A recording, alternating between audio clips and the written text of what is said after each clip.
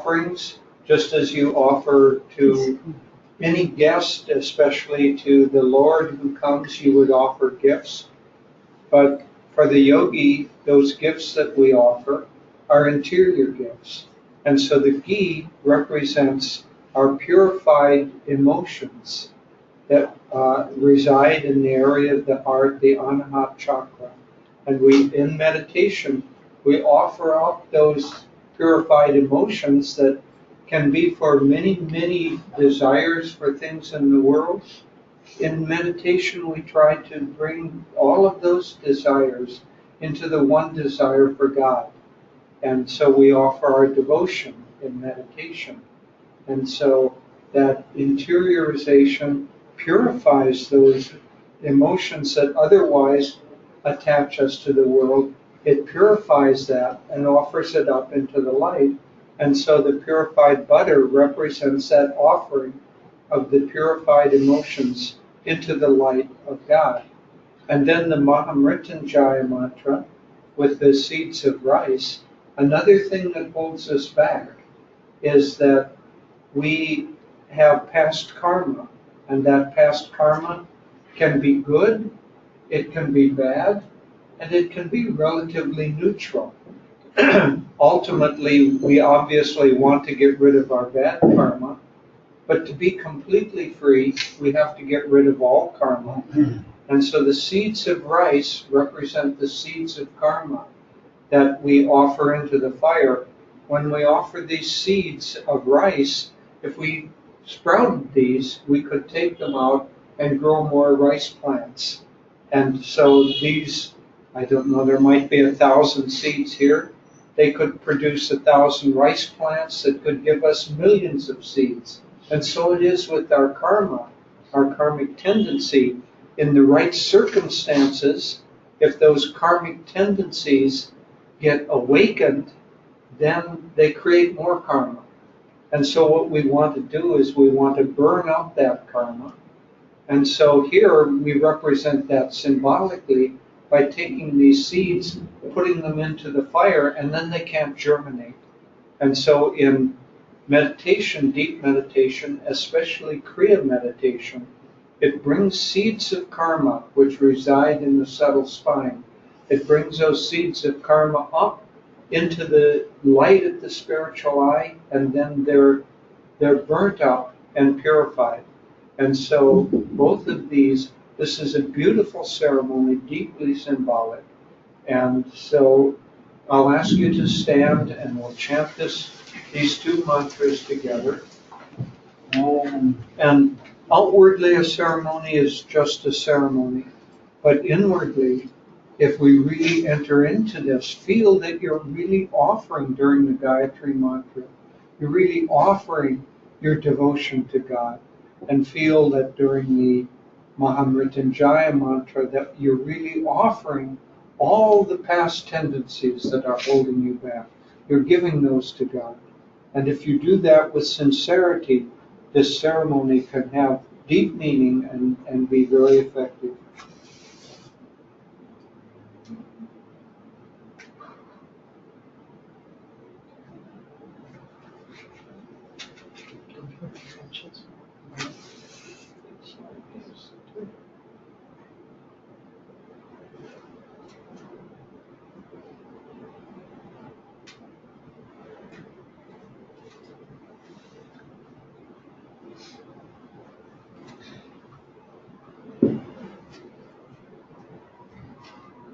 This is a tape of Swamiji. Swaha Om Tatsaviturvareniyam Bhargo Devasya Dhimahi Dhiyo Yona Prachodayat.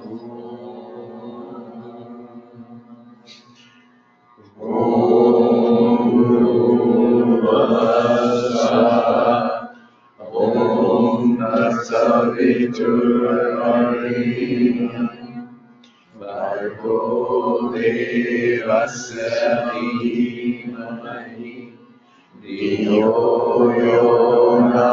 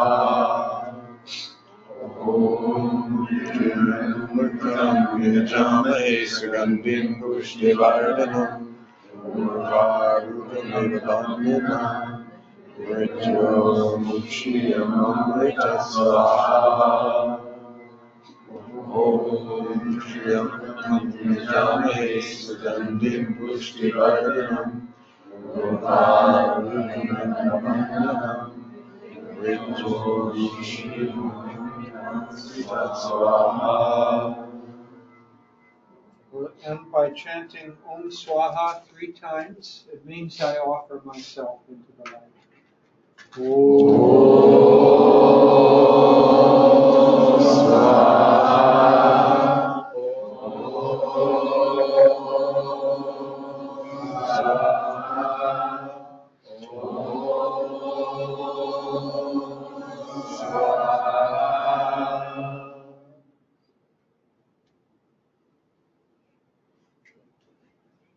Please take your seat.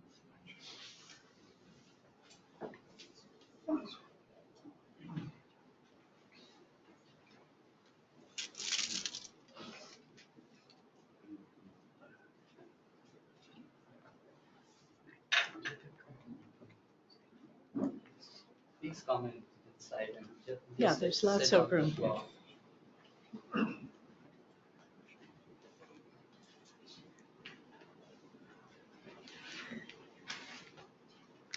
Good morning, everyone, and happy Diwali to you all. Let's start with a prayer together.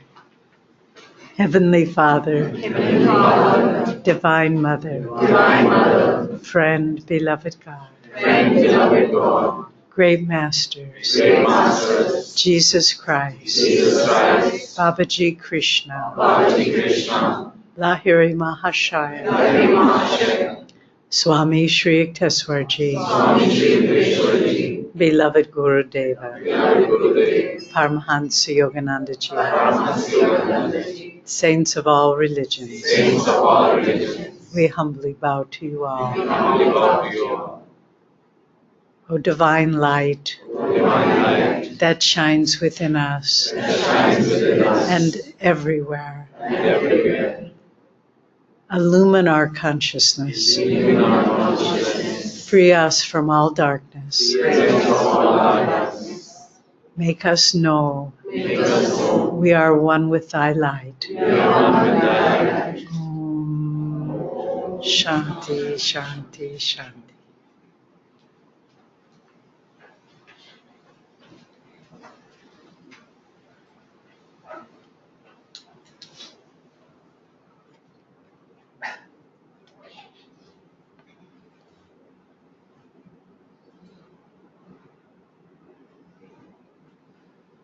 We'll do one chant together and then meditate briefly.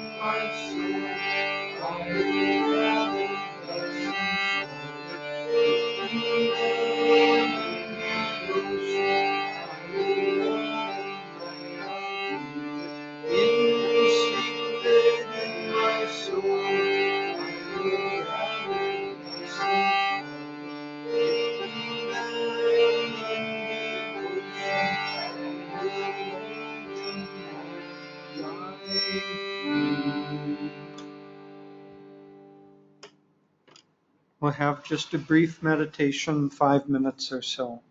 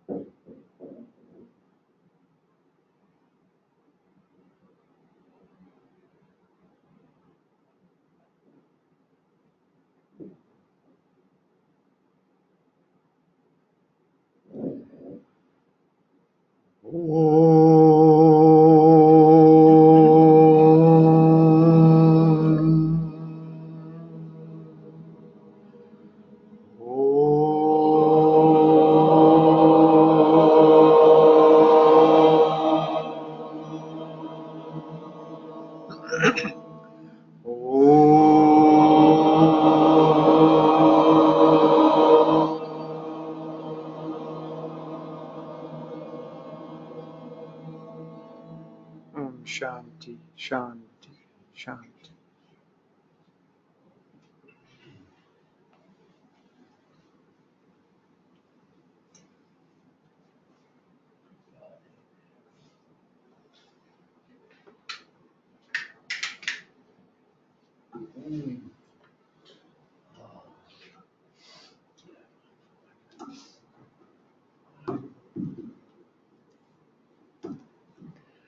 Again, good morning to everyone. Thank you for joining us, and thank you also for those who are joining online. It's a beautiful, very special time of the year, as we approach Diwali and all of the devotion that is awakened during these special times. It's as if there's a wind of grace that comes at the time of these holy occasions. And if we can attune ourselves to God and to our inner aspirations during that time, that wind of grace that is coming from the mass consciousness of everyone, even the person who would consider themselves not at all spiritual, at this time is at least thinking about Diwali, at least thinking about maybe it's only receiving presents because his mind, her mind is clouded, thinking of oneself, but at least there's a spiritual atmosphere around it. And so, as many, many thousands, millions of people, billions of people really, are turning their consciousness during the holy season toward God, if we do that at that time, there's a kind of a group magnetism that helps us. But it's important that, especially, I'm going to ask again, please suspend mobiles. It's important, especially during this time, that those of us who are consciously and sincerely seeking God, that we really do concentrate our energies at this time in that spiritual search, because it's easy to get caught up in the outer busyness of the holidays. We were driving yesterday from Gurgaon to Delhi, and it was, if any of you were out driving yesterday, you know what I'm speaking about. It took us about twice as long to get from one place to the other because everybody is out shopping and running around and making visits and so on. It's very easy to get caught up in the busyness, even of something that's supposed to be holy. And so at this time, for those of us who are seeking inwardly, it's very important that we set aside some time, and the more the better, for our spiritual search, for our meditations, and also for blessings, for sending the energy that has been awakened in a devotional way and in an uplifted way, to share that with others and to send that to others, because our consciousness being aligned with the deeper aspect of this holy time will help, especially those around us that we come in contact with, will help them to also tune in more deeply. Devi and I visited, about 3 weeks ago, we visited our center in the work that we have in Brindaban. And it's a very, very beautiful work. if those of you who don't know about it, they just yesterday released the website. And so I would urge you to go to yoganandatrust.org, yoganandatrust.org, and that will show you this beautiful work. But we're helping many, many thousands of widows every day with food and medical services. But more than that, we're giving them love and dignity. We're trying to act on behalf of Master and on behalf of Babaji, who was Krishna, remember? So we're trying to act on their behalf to bring love and dignity and true caring to people who have been abandoned. But I don't want to go into that very much. I just want to relate a story that it's very nice that now we're getting some of these wonderful books by Swamiji and Master translated and printed in various languages. So when Devi and I were there about 3 weeks ago, we were visiting one of our care homes. We have about 280 widow mothers who now live with us in various care homes. And there was a widow mother with a walker, and she had a copy of the Essence of the Bhagavad Gita by Swamiji in Hindi, and she was reading that. And she said, I have a question though, and which was all through a translator. But she said, why did Krishna tell Arjuna that he had to fight in a war? That doesn't seem right. Why did he have to fight? And why is it? Here we have this beautiful Diwali festival that is about light, but it's also about warfare. Why did Rama have to fight against Ravana? Why did the Pandavas have to fight against the Kauravas? Why is it that there seems in something that should be bringing us peace and harmony, why is there so much imagery of war? Is it only because in the past there were a lot of wars and it's historical? Well, in part, that's true. As Master explained in the Bhagavad Gita, what Ved Vyas did was he took the historical facts of a war that took place at that time, but he wove into it a spiritual analogy, because what the battle is really about, why does Krishna tell Arjuna he has to fight? Why does Rama demonstrate that we have to go and fight when something beautiful and precious representing purity is taken from us by the negative forces in the world? It's because it's all symbolic that the battle is an inward battle. And the light that we speak of really is an inner light. And so God tells us that if we're on the spiritual path, then we have to go to battle, not against outward forces.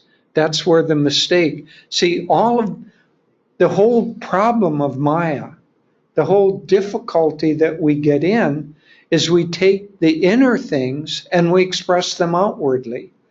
And so we need to conquer our own sense of ego.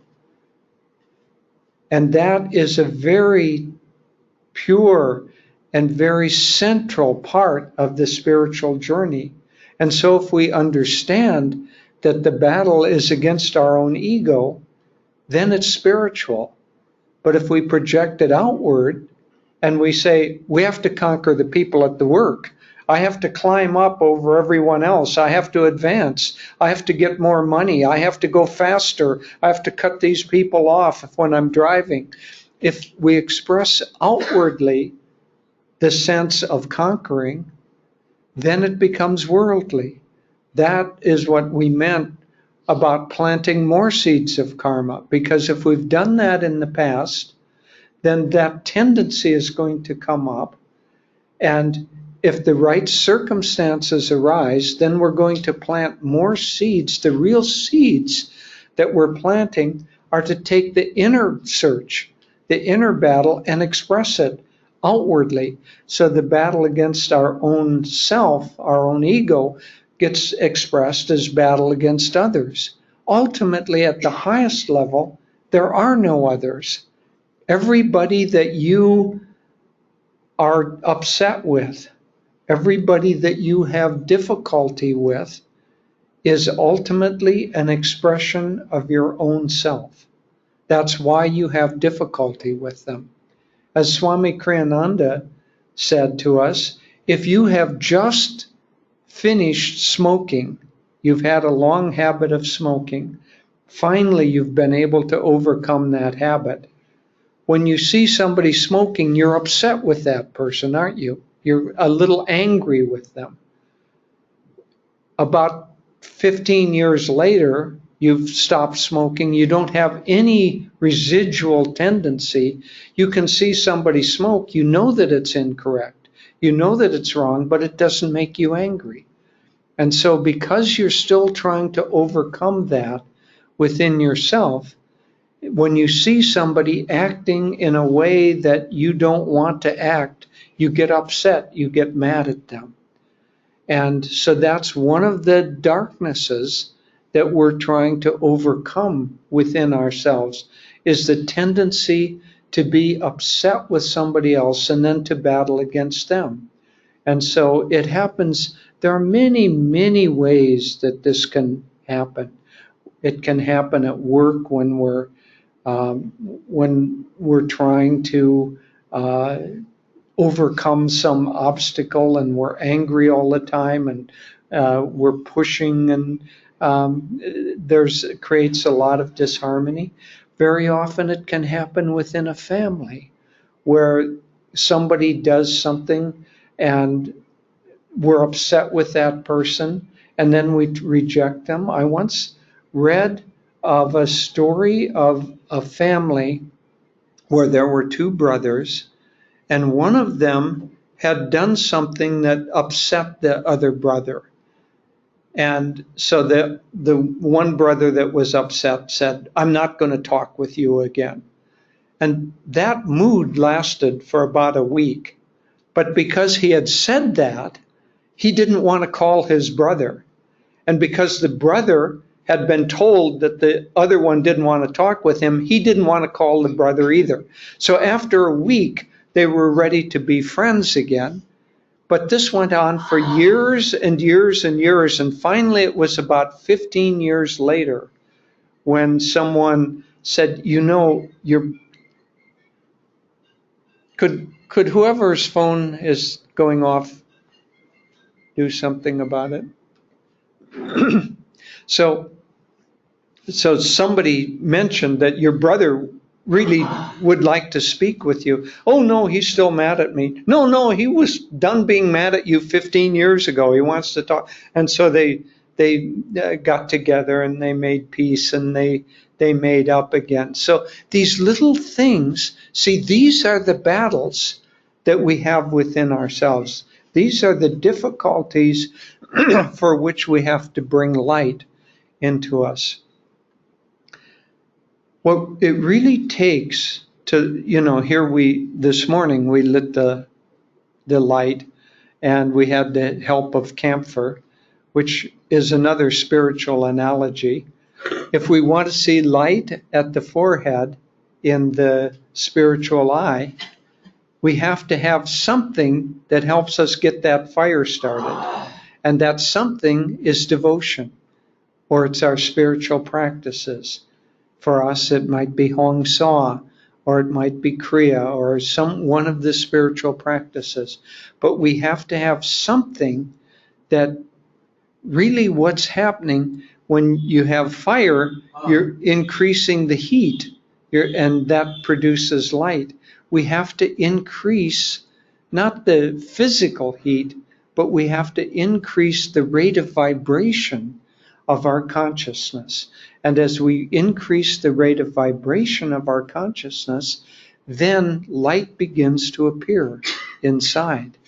And so what we want to do is we want to undertake the spiritual practices, which to a certain extent is what Krishna and the Ramayana were about. The spiritual practices are the way that we battle against the darkness or the dark tendencies within ourselves.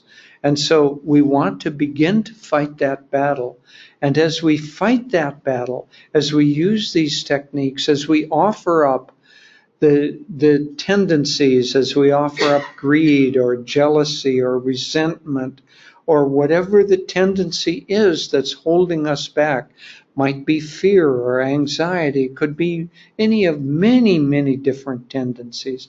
As we offer those up more and more willingly, then they become fuel for the fire, that they become something that makes the consciousness brighter and brighter. I had the great blessing to have the chance to meet with Ananda Ma. And we brought a lot of beads and medallions and different things from people from Ananda. And we offered those to her and asked her, will you bless them? And she said, why do you want this body to bless them? Can't you see that God's blessings are always shining down? And we said, yes, Ma, we see that, but could you still bless them? And she kind of laughed and did a little blessing for them. But she used the analogy, and also Swamiji often used the analogy, that God's blessings are like light shining on a building. It's always shining there. But if we have the shutters closed, that light won't come into the dark room of our consciousness. So our job is not to create the light. That's already created. Our job is to open the shutters. And then the light will come in automatically in and of itself. And so that's what our spiritual practices are. So we don't create the light, but we have to welcome the light, because the light will be blocked if we turn away from it. If the light is coming in that direction and I turn in this, well, the altar is there, so bad analogy, but you understand. If you turn away from the light, then you don't see the light. If you turn partly toward it, you see it some. If you look at it full, it will bathe you. And when you do that, that light will come in and it will change your consciousness. And so during this beautiful holy time of Diwali, the festival of light, it's our job to turn more completely toward the light and let that come in, and it will come into all the nooks and crannies of our consciousness. Master, I'll just end with this. Don't think of yourself ever as a sinner. Don't think, oh, that light can never change me. I've done so many dark things, or I've had this tendency, I've held on to it for such a long time, I can't ever change it. Master said that you can have a room that has been in darkness for 1,000,000 years, and as soon as you bring a candle into that room, the darkness vanishes just like that. Oh. And so no matter what you think you may have done or that you can't overcome, if you allow God's light to come in, it will change you very quickly. Oh.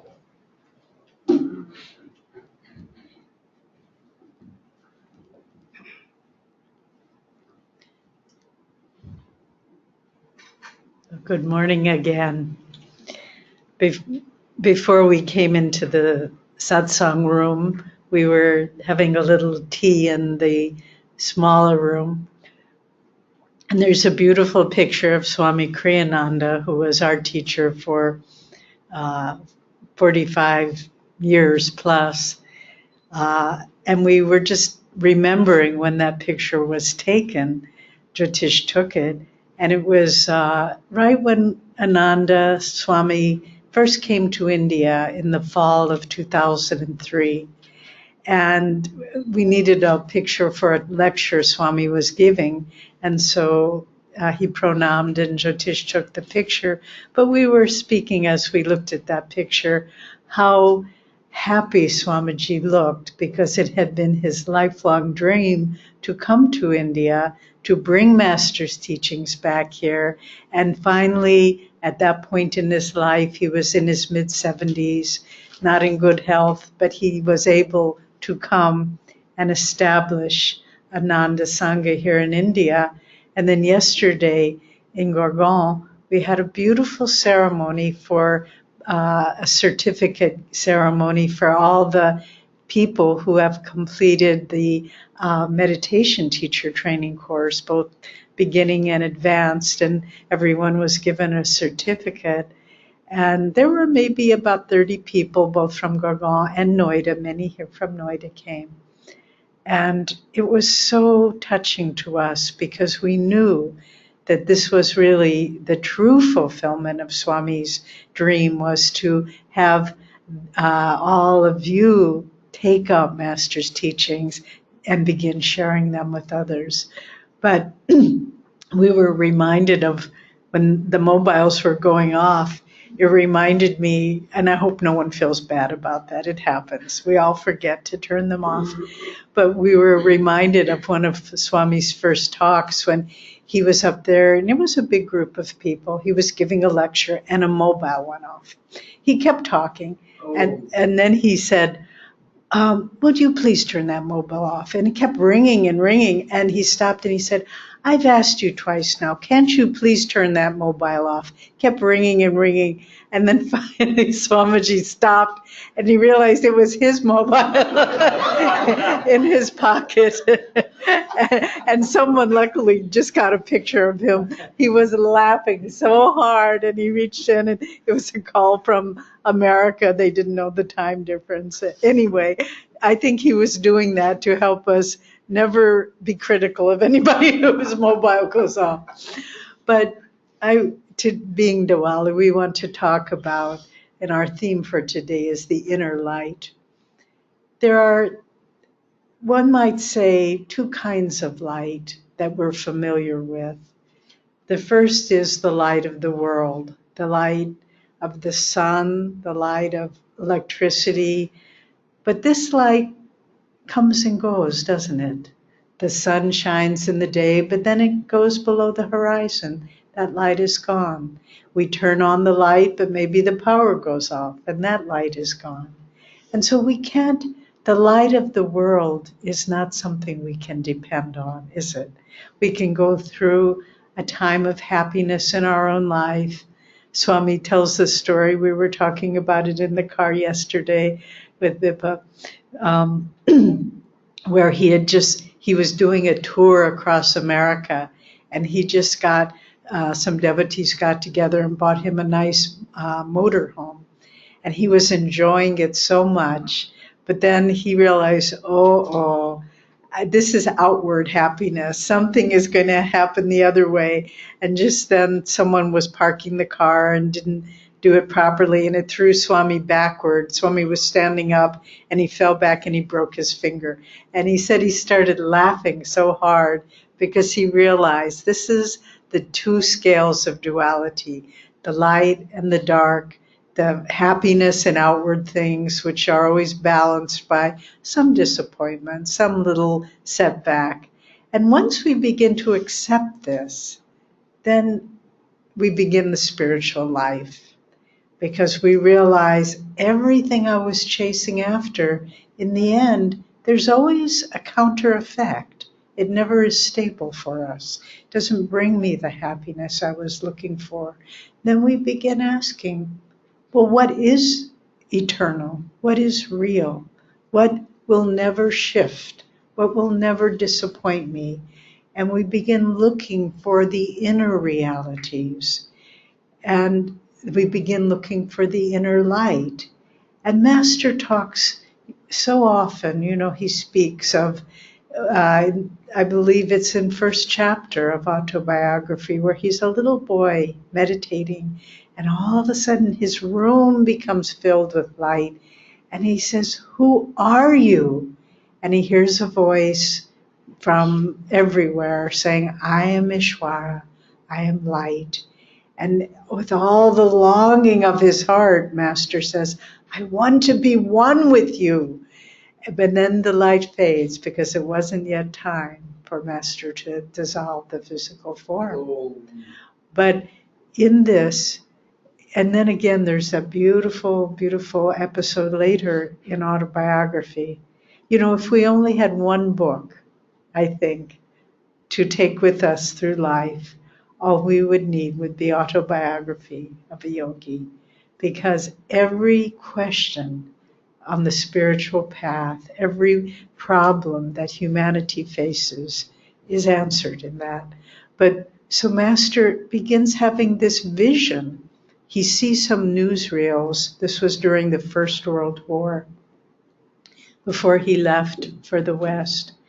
And he sees the terrible battlefields and the suffering. He sees a newsreel at a cinema, and he's so upset in his heart to see all that suffering. And then he's meditating later in his room, and his body, his consciousness is transported to the body of a British ship captain, and the boat that this captain is managing, it's bombed, and the boat begins to sink. And the captain is that Master was in, his consciousness was in this body now of this British ship captain, and he makes it to the shore. He jumps off the boat, and he's oh, I survived, and then a bullet hits him in the chest, and he falls down dead. And he says, "Am I alive or am I dead?" And then he comes back to his body as Yogananda, and he's in his room in Calcutta. And he's so confused, and he asks God, "Who am I?" And then immediately he's transported back to the dead body of the ship captain. And he says again, "Lord, am I alive or dead?" And he hears the voice saying, "What does life and death have to do with light? The true light, the inner light." And he realizes, and then he awakens, and he realizes this was a deep blessing that he received, to see that the light and shadow, life and death, it's all part of the duality. It's the superficial light. But underneath all of that is the true light. And whatever trials we have in life, I know this from my own experience. Remember to look through for, no matter what happens, you lose everything you have, your house burns down, your dear ones pass away, you have trouble with the family, whatever it might be, look beneath the outward forms and see God's light there, even in the worst of things. You know, when Swamiji was a young monk, he started out, came to Master, received discipleship, and trained by Yoganandaji. And then some years later, the organization, after Master had passed, he was thrown out. It was very, very painful for him. And after some time, he returned to India, and he was able to have darshan with Ananda Ma. And he said, and she knew what had happened. And all she said was, "Guru's grace, Guru's grace." And he thought, how could this be Guru's grace? But he realized that if that split hadn't happened, he really would have not been able to fulfill his life dharma, start Ananda Sangha, let it bring people everywhere to Master's teachings and to under his grace. So it's so important. Really, all of life's tests are simply for one reason, that we can see the light that shines in the darkness. Behind every trial is God's presence. Behind every sorrow is God's joy.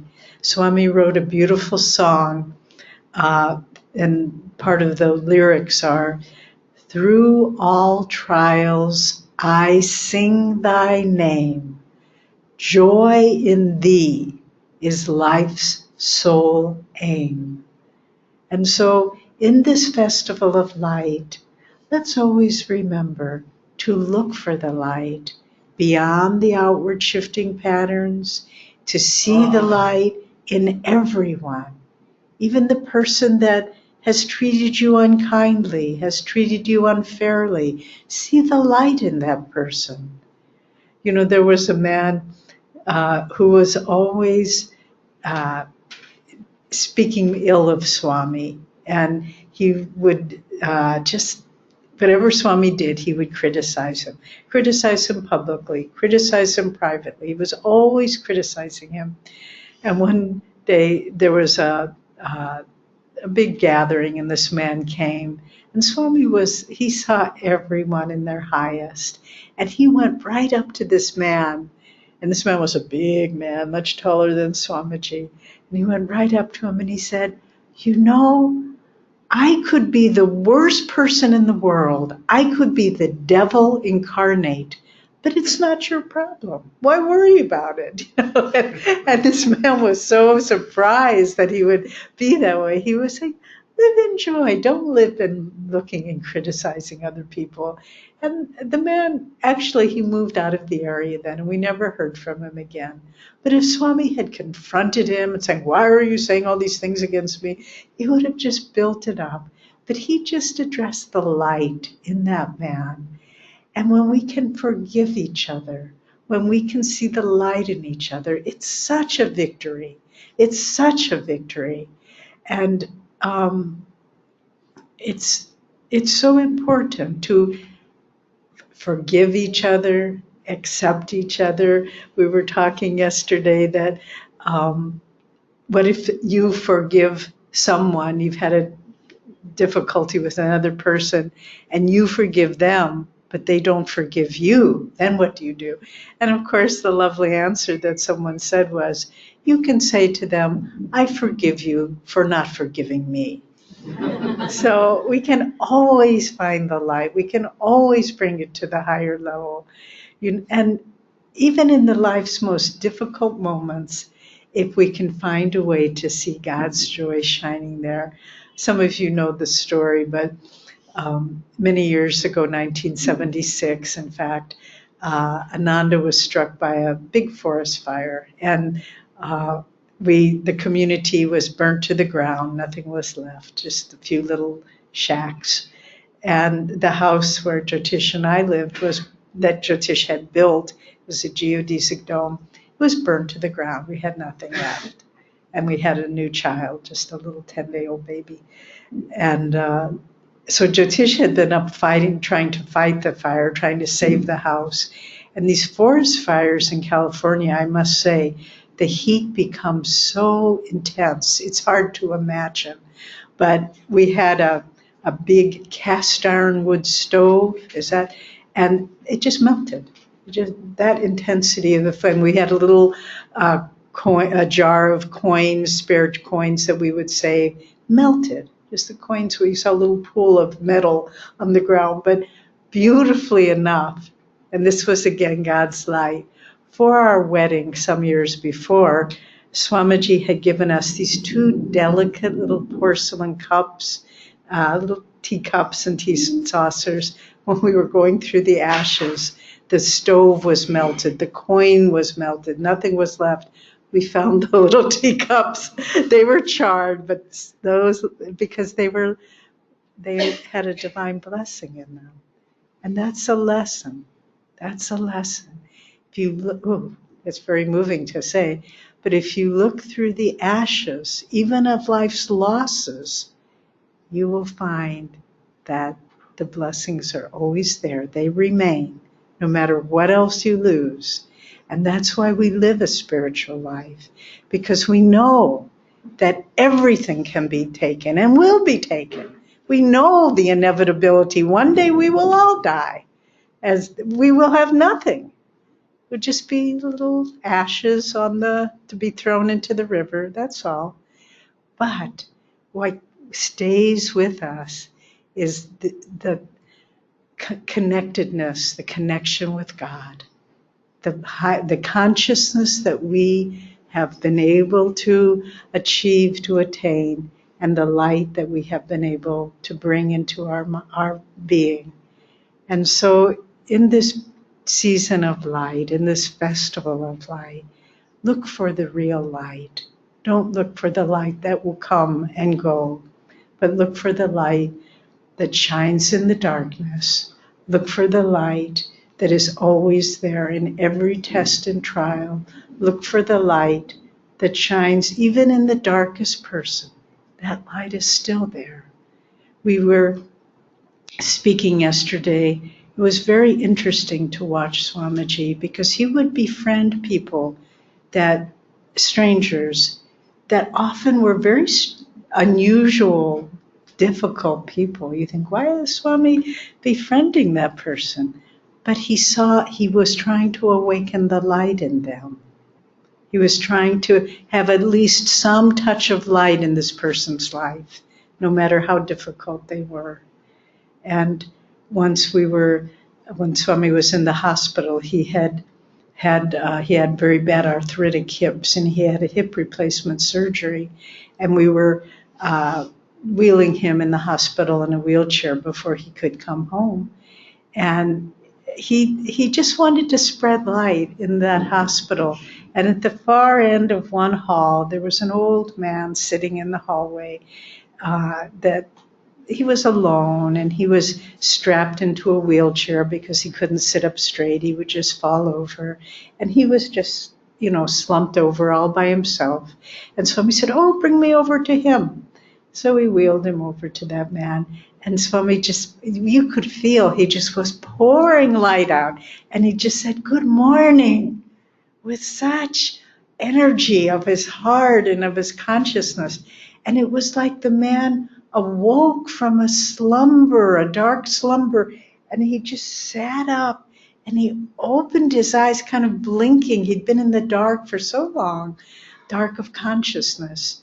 And he looked at Swami and he said, sat up straight. He said, good morning.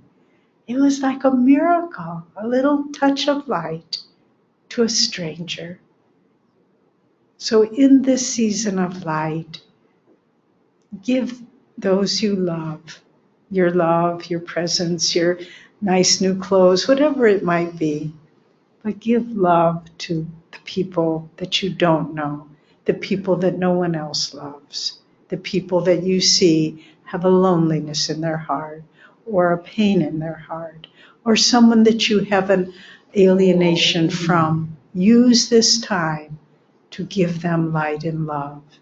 Because this is the season of light, and God's light is strong now. Be a channel for that light. Give it to all, forgive all, love all. This is the way of God and Guru.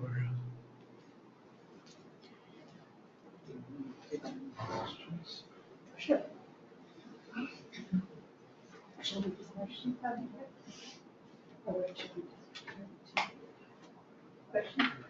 We'll take maybe a few minutes, and if you all have any questions, if not, we'll. But feel free if you have something you would like to ask us.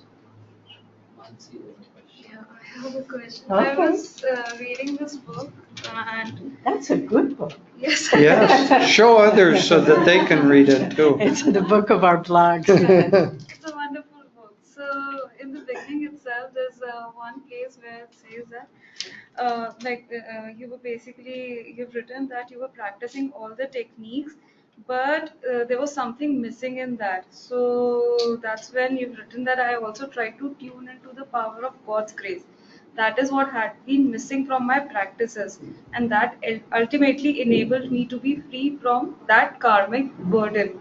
So how do we do that? How do we tune into God's grace, even though we are practicing? But Yeah. So in this blog that Mansi is referring to, I think it's the first one in the book too, that I wrote. I think Jyotish's was before. Um, there was a person that I had a lot of difficulty with. I think it was an old karmic situation, and I could feel there wasn't harmony between us, and it caused me a lot of pain. I didn't want it to be that way, but it just was. And so I thought, well, what does my guru say? And so I prayed for this person. I did affirmations. I am free of any disharmony. I meditated and surrounded the person with light. I did everything I could. Nothing changed. And finally, I went to, this was many months. To be true, it was many years. But finally, I went to Swamiji and I said, Swami, I have tried everything I know, and I want to be free of this. I want to have harmony with this other person. And Swami said, he was so kind always, and he kind of patted me on the head, and he said, it's very good what you're doing, but ultimately, this transformation is a matter of God's grace. And so what he was saying, and this is Mansi's question, what does that mean? And so the missing element was when I was doing the practices, but I was doing them without a sense that I had to change. God, you need to change me. I'll do this and this and this and this, and then you need to change me. But it doesn't work that way. I had to be willing to open my heart and say, even if this person hurts me, even if something bad happens, God, I want to change. And it's mechanical techniques won't do it. And then the transformation began happening. And every time there would be disharmony, I would know, I'm not going to allow that, because His power is what will change me. And if I shut out the feeling that I know is the right attitude, I won't change. And so, in other words, we have to do the work. It's not enough just to do the techniques and say, okay, now it will happen. We have to do the work, and we have to draw that grace and work cooperatively with it. And when we know we have the wrong attitude, then we say, I'm not going to do that. I can feel what you want me to do, and I will do it. And then the change happens. And the change did happen. I don't want to not finish the story. The change did happen. And I can't say that this person and I are best of friends, but the karma's done. It's neutral. It's finished. And that's a great victory. I don't know that I have much to add, so maybe we'll go on to the next question. Why do we shut out the divine grace? Why do We shut out the divine grace. Why do we shut out the divine grace? It's a very good question. The ego has its own momentum, one might say, because if you have had a habit pattern or a tendency for a long time, even though you want to change, you may not be able to change quickly. And so the ego tries to protect itself. The sense of separation tries to protect itself. And this is part of God's drama, part of God's play, that He created Maya to keep things in separation. Master said sometimes he used to argue with Divine Mother or the Heavenly Father, saying, you created me. I didn't get myself into this mess. You put me in this mess. It's up to you to get me out of this. And so, in fact, Master said that God likes it when we talk to Him this way, because it's familiar. It's the way we would talk to our own mother or our own father, And so, so there's a tendency, of Maya, the great Maya, but we hold on to little parts of that. And as with Devi, you know, this tendency with this person was an old tendency. It may be that it went back many lifetimes where they were had made difficulty for each other for many lifetimes. And maybe God withheld her changing until she was able to keep saying, I want to change this situation, I want to, and drive it deep enough into the subconscious so it eradicated all the roots of this karma and it didn't come up again. So why do we resist change? Why do we shut God out? It's partly karma, it's partly that the ego wants to maintain itself, and it's partly that we haven't yet had a deep enough experience. You know, we know that the spiritual path is true, but it's still to a certain extent it's affirmation. It isn't experience. Ananda Ma said that once you have the experience, all your doubts vanish. But up until that time, everyone has some doubts about this. So when you have the experience of God's presence, then that tendency to shut him out disappears.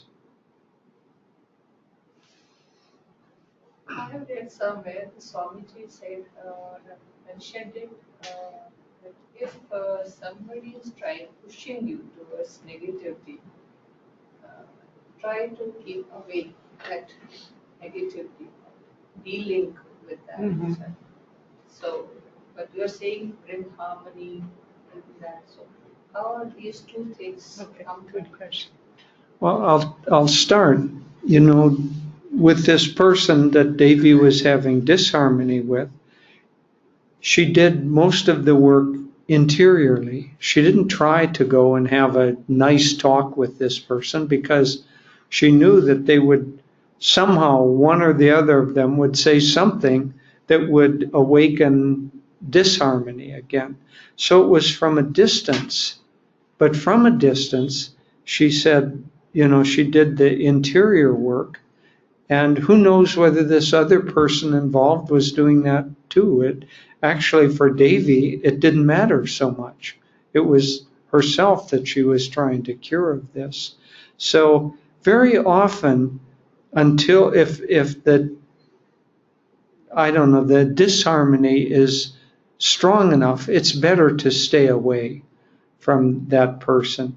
Once you get centered in yourself, then it's better to be with that person, not to confront, but just because because it will help change the whole pattern. And I'll say in a broad way that if you're having trouble with somebody, let's say somebody at work, Devi just wrote a blog that came out and she was praying. There was somebody who was doing something that was causing pain to other people. And several different people had written us about this person. And Devi thought, what should I do? She was praying to Master, should I write that person? Should I call them? Should I tell them that they have to change their ways? But then she said, what should I do? Master, is there an action item here? And came back very clearly. Master said, there's no action item, there's only a reaction item. And so as long as you're in a reactive mode, it's better to stay away and keep a little distance. But if you can get yourself centered so that you're not reactive, then coming together can be healing. Yeah, when even you say stay away from negative situations, most negative situations are within families itself. Then what do you do? Father and son, mother and daughter, husband and wife. You can't stay I away. can answer. Okay, I'll just say Devi's going to give the long answer, but I'm going to give a short answer first. Stop poking at the situation. Don't you start any of that negativity. But I think the main thing is, because of course this is true, it's, the man or woman at work, at least you can go home at the end of the day. But when it's always in your family, that's when it's difficult. But I think that's why the spiritual life is so important, because if we can stay centered in our own light, in the life of the wife of Ramakrishna, Sharda Devi, after he passed, she went and lived for some time in her family, in her village, and she took care. She had a niece that she took care of who was mentally insane and difficult and violent. And then there was another family member that was also difficult. But I think she was trying to create a model for us. If you're centered in God, you can deal with even the most difficult people. And so it really comes back to our own ability to remain centered, remain objective, through daily practice of meditation, we find that place within ourself that is not involved, that is detached. The restful, Master called it the watchful state. And so as long as we get caught up into it, it causes us suffering. But if we can, through meditation, develop within ourselves that place where we are, it's hard to describe the word of what it is, but you can say the impersonal place, the watchful place, the detached place, but it's where our soul knows that this world, all the light and shadow, all the dramas, they're not the ultimate reality. Master would take his disciples from time to time to the cinema, and they would be sitting there, and his disciples tell the story that they'd be watching maybe a very engrossing movie, and just when the hero and the villain were just about to come to conflict, and it was the culmination of the whole movie, Master would tap them on the shoulder, and he'd point up to the beam coming from the projection booth, and he would say, just a play of light and shadow. It's all light and shadow. And that's what the great ones are trying to remind us. It's just light and shadow. Look to the source of the light, not to the drama that's being played out in your home or at work. Is it easy? No, it's not easy. But God gave you that test because you have the strength to deal with it. We have to develop that strength now. I'll just add very briefly that why would God put us in a situation where it's painful and disharmonious, but that there's no realistic escape from that? It's not like you can run away from your children or run away from your husband or wife or father or mother. I mean, you can try that for a little while, but you just carry the problem with you. So why would God put us in a situation that's painful like that, where there's no escape?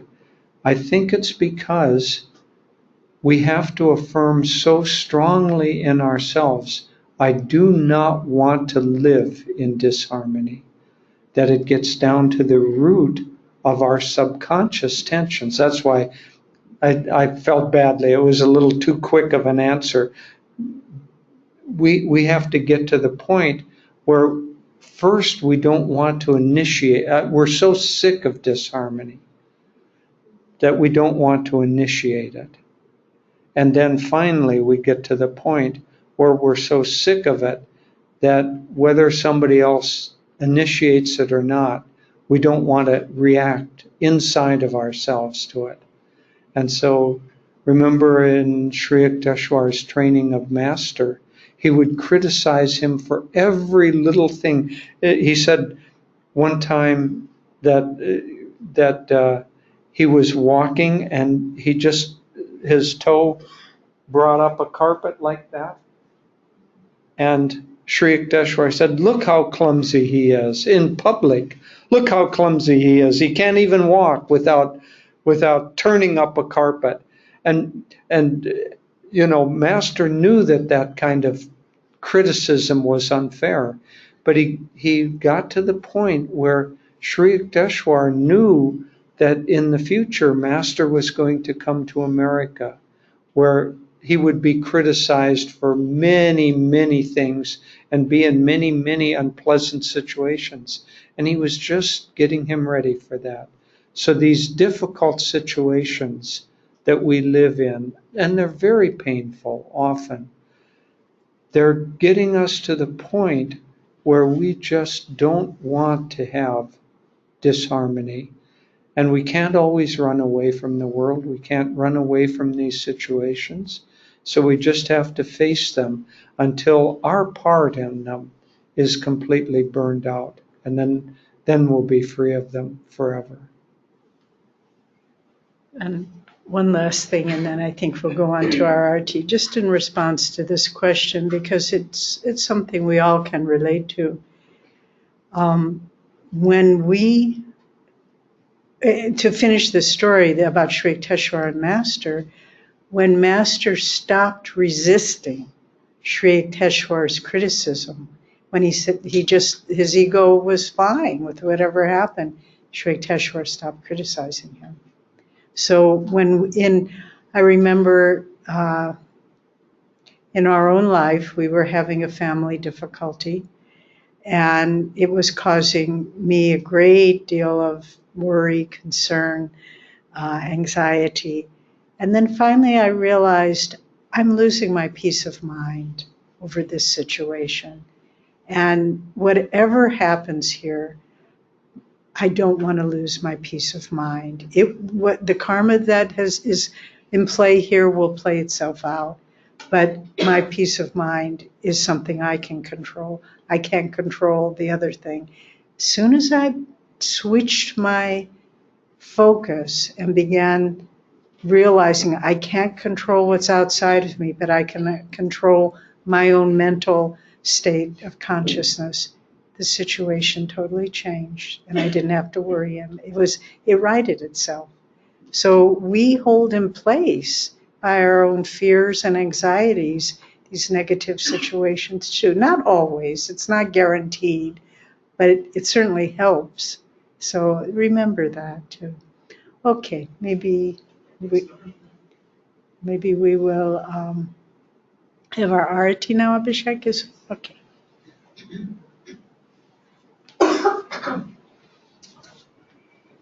Oh, what pretty. Oh. Let me see. No, you can't see from outside. From inside, that's reflective, and it's all rainbow colors from the light. Swami used to love chandeliers just so he could look at the rainbows in the light. Oh,